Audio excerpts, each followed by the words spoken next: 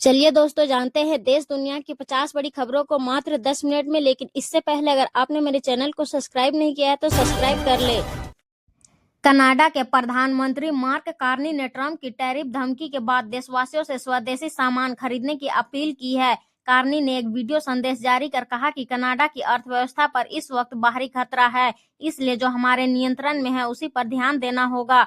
Carney का यह बयान ऐसे समय आया है जब अमेरिकी राष्ट्रपति डोनाल्ड ट्रंप ने कनाडा को चीन के साथ व्यापार समझौते करने पर कड़ी चेतावनी दी है। ट्रंप ने कहा कि अगर कनाडा ने चीन के साथ व्यापारिक रिश्ते बढ़ाए तो अमेरिका कनाडाई सामान पर 100% टैरिफ लगाएगा। अफगानिस्तान युद्ध में नाटो की भूमिका पर विवादित बयान के बाद अमेरिकी राष्ट्रपति डोनाल्ड ट्रंप ने डैमेज कंट्रोल की कोशिश की है। शनिवार को उन्होंने ब्रिटिश सैनिकों की तारीफ करते हुए अफगानिस्तान युद्ध में उनकी कुर्बानियों को याद किया। ट्रंप ने social media platform truth social पर लिखा कि ब्रिटेन के महान और बेहद बहादुर सैनिक हमेशा अमेरिका के साथ रहेंगे। उन्होंने कहा कि अफगानिस्तान में 457 ब्रिटिश सैनिक मारे गए, कई गंभीर रूप से घायल हुए और वे दुनिया के सबसे महान योद्धाओं में शामिल थे।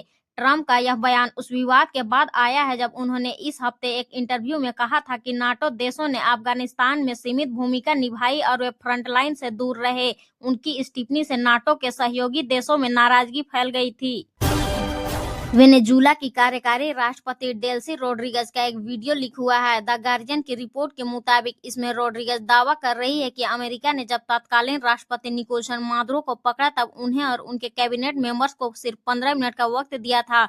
उनसे कहा गया कि अगर उन्होंने अमेरिका की शर्तें नहीं मानी तो सबको गोली मार दी जाएगी। यह बातें करीब 2 घंटे चली एक बैठक की लीक रिकॉर्डिंग में सामने आई है। यह बैठक अमेरिका की सैन्य कार्रवाई के 7 दिन बाद वेनेजुला में हुई थी। यह बैठक एक वीडियो कॉन्फ्रेंसिंग प्लेटफॉर्म पर रिकॉर्ड की गई लगती है। इसमें रोड्रिगेज सरकार समर्थक इन्फ्लुएंसर के सामने अपनी दलील दे रही है। इस दौरान कमरे में कुछ लोग मौजूद थे जबकि कुछ लोग ऑनलाइन जुड़े थे। यह साफ नहीं है कि यह रिकॉर्डिंग लीक कैसे हुई।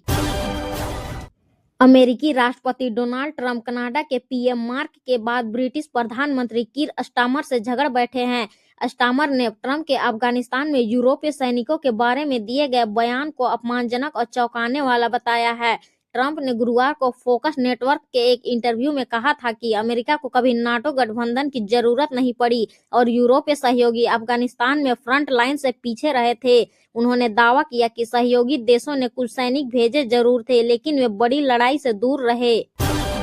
अमेरिका के वित्त मंत्री स्कॉट बेसेंट ने कहा है कि डोनाल्ड ट्रंप सरकार भारत पर लगाए गए 50% टैरिफ में से आधा टैरिफ हटाने पर विचार कर सकती है। उन्होंने गुरुवार को अमेरिकी मीडिया वेबसाइट पोलिटिको को दिए इंटरव्यू में कहा कि भारत ने रूस से कच्चा तेल खरीदना काफी कम कर दिया है, इसलिए टैरिफ में राहत देने की गुंजाइश बन रही है। बेसेंट ने इसे अमेरिका की बड़ी जीत बताया और कहा कि भारत पर लगाया गया 25% टैरिफ काफी असरदार रहा है और इसी वजह से भारत की रूसी तेल खरीद अब घट गई है। उन्होंने कहा कि टैरिफ अभी भी लागू है लेकिन अब इन्हें हटाने का रास्ता निकल सकता है।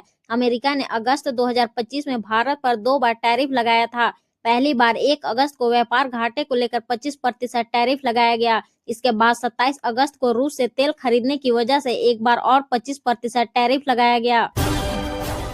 पीएम मोदी ने शनिवार को वर्चुअली 18वें रोजगार मेले में युवाओं को 61,000 जॉब लेटर बांटे। ये नियुक्ति गृह मंत्रालय, स्वास्थ्य और परिवार कल्याण मंत्रालय, वित्त सेवा विभाग, उच्च शिक्षा विभाग सहित अन्य विभागों में की गई है। रोजगार मेले का आयोजन देश के 45 जगहों पर किया जा रहा है। पीएम ने वर्चुअली संबोधन में कहा कि युवाओं को नए अवसर मिले, यह हमारा प्रयास है। देश भर के स्टार्टअप में महिलाएं आगे हैं। कई स्टार्टअप में वे तो हेड हैं। महिलाएं स्वरोजगार की दर में 15% की बढ़ोतरी हुई है। गणतंत्र दिवस 2026 पर केंद्रीय गृह मंत्रालय ने गैलेटरी अवार्ड और सेवा मेडल की घोषणा की है। इस बार 982 police, fire brigade, home guard, civil defence और करेक्शनल सर्विस से जुड़े कर्मियों को अलग अलग सेवा मेडल दिए गए हैं। इन पुरस्कारों में 125 वीरता पदक भी शामिल है। सबसे ज्यादा 45 वीरता पदक जम्मू और कश्मीर ऑपरेशन थिएटर में तैनात कर्मियों को दिए गए हैं।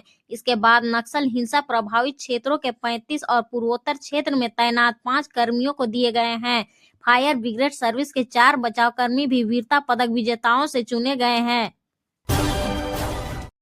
तमिलनाडु के मुख्यमंत्री और डीएमके अध्यक्ष एम.के. स्टालिन ने तमिल भाषा शहीद दिवस पर रविवार को राज्य के भाषा शहीदों को श्रद्धांजलि दी। उन्होंने कहा कि यहाँ हिंदी के लिए कभी भी कोई जगह नहीं होगी। उन्होंने आगे कहा कि हम इसे थोपने का हमेशा विरोध करेंगे। तमिल भाषा के लिए हमारा प्यार कभी नहीं मरेगा।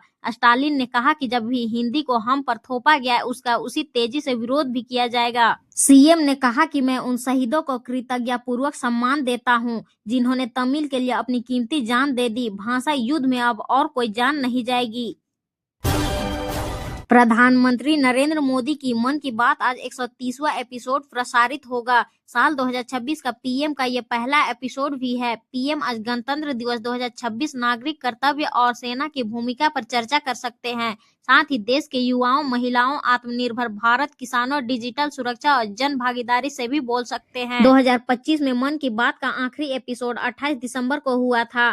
पीएम ने इसमें देश की उपलब्धियों पर चर्चा की थी। उन्होंने 2026 की चुनौतियों, संभावनाओं, डेवलपमेंट पर भी चर्चा की थी। पीएम ने कहा था कि 2025 भारत के लिए गर्व भरे मील के पत्थरों का साल था। चाहे राष्ट्रीय सुरक्षा हो, खेल हो, वैज्ञानिक इनोवेशन हो या दुनिया के सबसे बड़े प्लेटफॉर्म हो, भारत का असर हर जगह दिखाई दे रहा था। प्रयागराज में स्वामी अविमुक्तेश्वरानंद और मेला प्रशासन के बीच 7 दिनों से विवाद जारी है। शनिवार रात कट्टर सनातनी सेना नाम के संगठन के 8-10 युवक भगवा झंडा लिए नारे लगाते पहुंच गए। शंकराचार्य के शिविर में घुसने की कोशिश की। आई लव बुलडोजर और सीएम योगी जिंदाबाद के नारे लगाने लगे। शंकराचार्य के शिविर प्रभारी ने थाने में शिकायत दी है। कहा कि असामाजिक लोग लाठी, डंडे और झंडे लेकर आए थे। जबरन शिविर में घुसकर मारपीट करने पर उतारू थे। शिविर में मौजूद सेवकों ने उन्हें समझाकर बाहर निकाल दिया, लेकिन हालात काफी गंभीर थे। बड़ी घटना हो सकती थी। अविमुक्तेश्वरानंद के शिष्यों से धक्का मुक्की भी हुई। 15 मिनट तक हंगामा चला। संगठन का प्रमुख सचिन सिंह नाम का व्यक्ति बताया जा रहा है। इसके बाद शंकराचार्य के शिष्यों ने शिविर को चारों तरफ से ढक दिया, अंदर जाने के रास्ते ब्लॉक कर दिए। इसी बीच अविमुक्तेश्वरानंद ने आज की गो प्रतिष्ठा प्रेरणा यात्रा भी रद्द कर दी।